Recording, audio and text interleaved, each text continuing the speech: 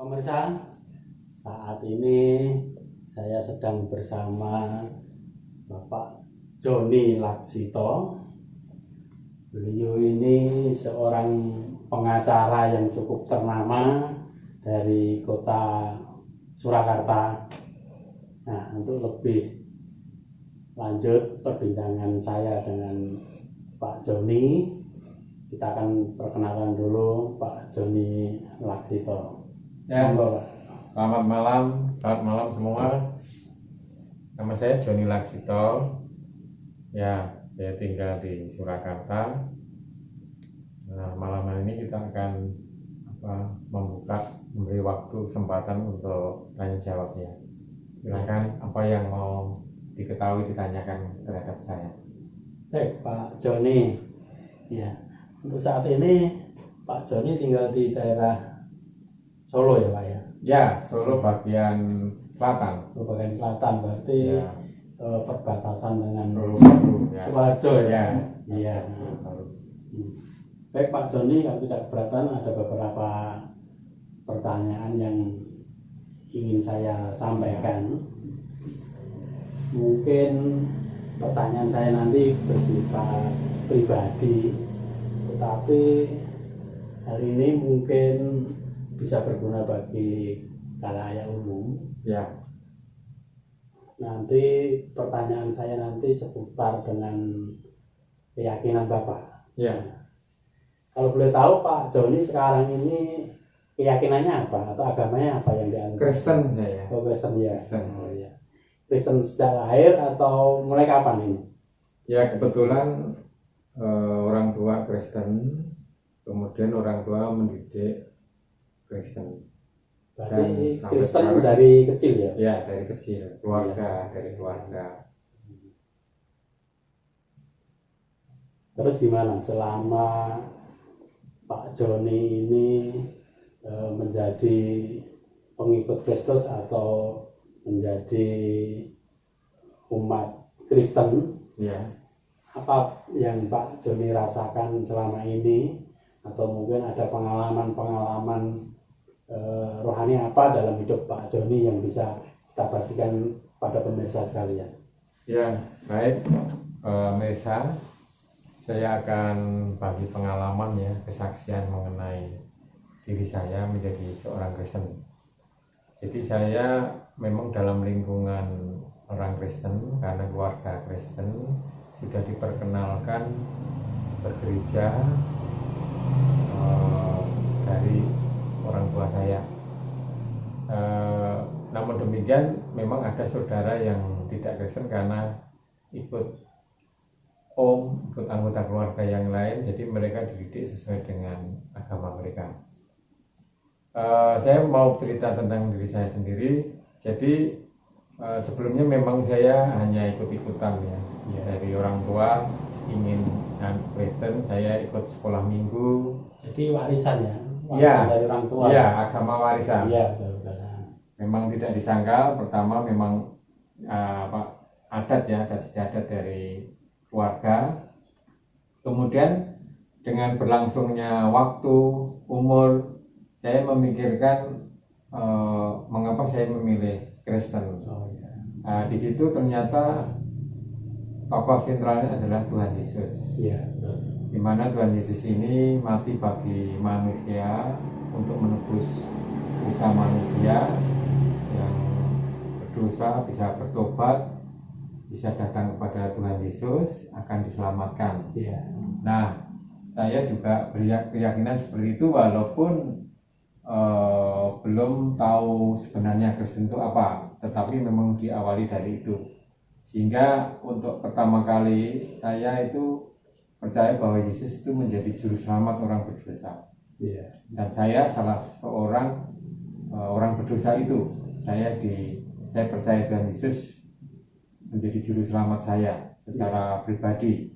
Saya menerima secara pribadi. Tapi memang dengan berjalannya waktu itu baik ya, menerima Tuhan Yesus sebagai juru selamat, tetapi masih perlu ditambahkan pengetahuan iman kita tentang kebenaran siapakah Yesus itu. Ya, maaf Pak Joni, saya potong. Ya.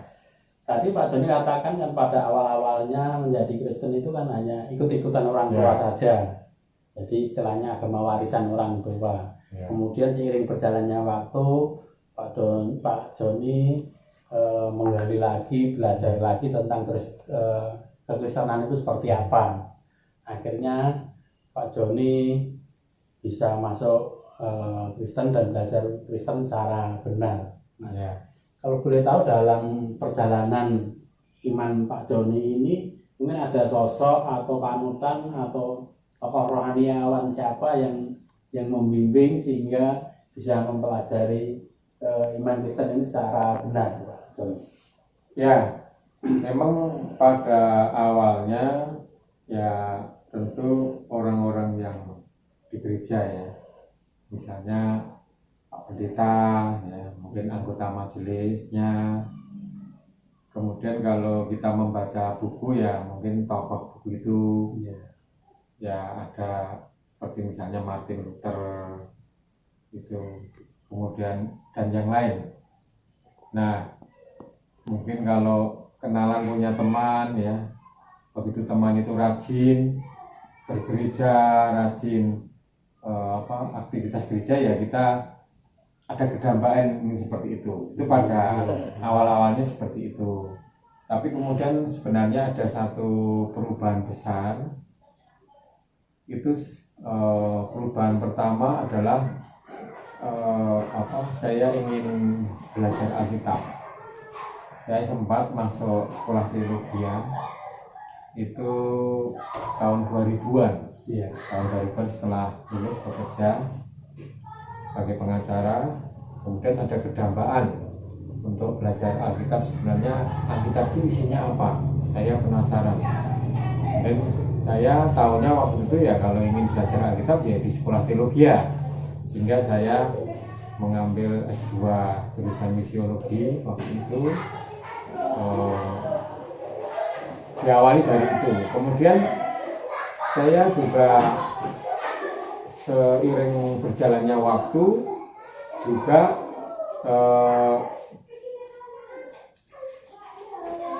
berkenalan dengan orang-orang yang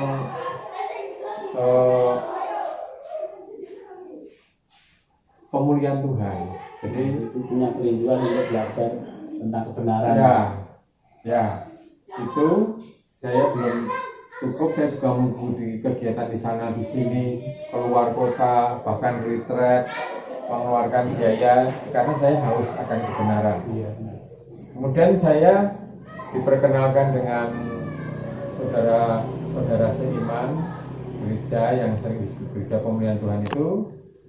Di situ saya menyelidiki apa kegiatan mereka, apa doktrin kebenarannya, apa praktek kehidupan gerejanya. Saya selidiki, saya datangi perkumpulan mereka dan saya membaca buku-buku. Ada buku-buku dari Watchmeni, ada buku-buku dari Witness-Lee yang sudah diterjemahkan dalam bahasa Indonesia, karena aslinya ada yang di Watchmeni Chinese, yang Witness-Lee bahasa Inggris. Saya membaca yang bahasa Indonesia. Nah, di situ saya diperkenalkan dengan istilah hayat. Jadi ya hayat itu adalah hidup kekal itu, yaitu Allah yang menjadi roh pemberi hayat atau roh yang menghidupkan. Jadi dia masuk ke dalam kita waktu kita percaya menerima dia, itu tidak hanya soal diselamatkan dari hukuman dosa, hukuman Allah, tetapi juga soal menerima Allah sebagai hayat kita. Jadi makanya Paulus mengatakan hidupku bukan aku lagi melainkan Kristus. Jadi itu hayat Kristus. Jadi seorang Kristen tidak hanya butuh juru selamat untuk selamat dari hukuman dosa, tetapi juga membutuhkan satu pertumbuhan kehidupan Kristus di dalamnya. Nah, itulah hayat. Wah, luar biasa sekali ya. Berarti perjalanan iman Pak Joni ini yang awalnya itu Kristennya hanya ikut-ikutan, hanya istilahnya sebagai agama warisan.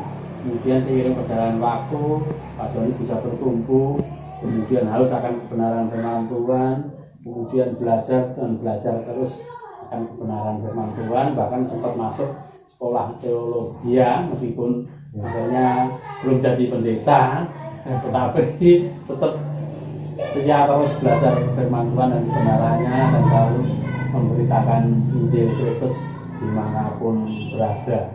Luar biasa sekali Pak Joni pengalamannya dan perjalanan rohaninya untuk menjadi pengikut Kristus yang setia. Nah, pemirsa, mungkin itu saja perbincangan singkat kami dengan Bapak Joni Laksito.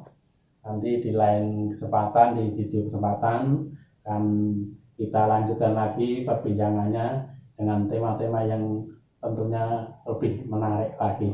Nantikan video kami selanjutnya. Selamat malam dan terima kasih Pak Joni. Ya. Selamat malam para penonton. Selamat malam. Ya.